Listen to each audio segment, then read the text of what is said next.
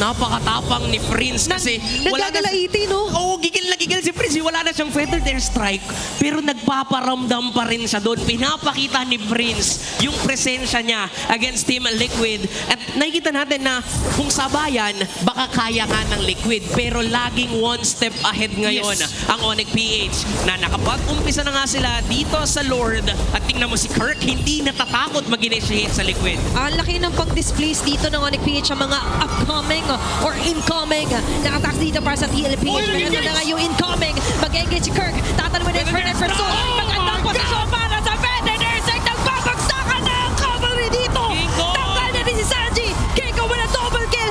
Making it a triple kill. Ngayon si Sanford na lang ang matitira. Here's Kobe with the chase down. Itaas mo na yung kamay mo. Sumuko ka na. Hinahabol ka na nila Kelra.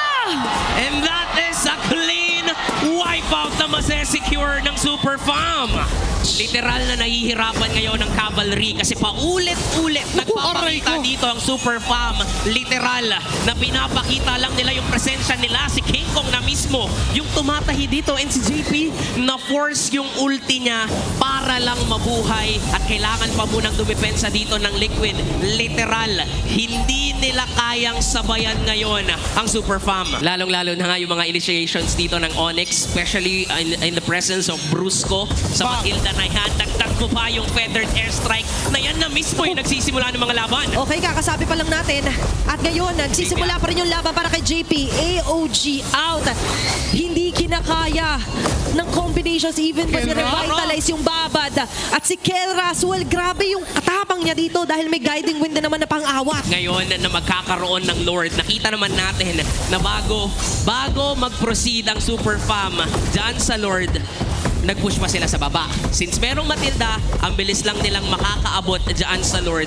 Pero lalaban ba dito ang Team Liquid? Mukhang ang sagot ay hindi kasi nandun sa may bandang ibaba si Carl TZ. Yep, and considering na incoming na on all lanes ang atake ng Onyx PH Lord. Problema rin nila pero may King Kong sa harap. Nag-aabang na pwede targetin. JP nangangaray, revitalize na activate na rin. Perfect position para sa kanyang better desig dito.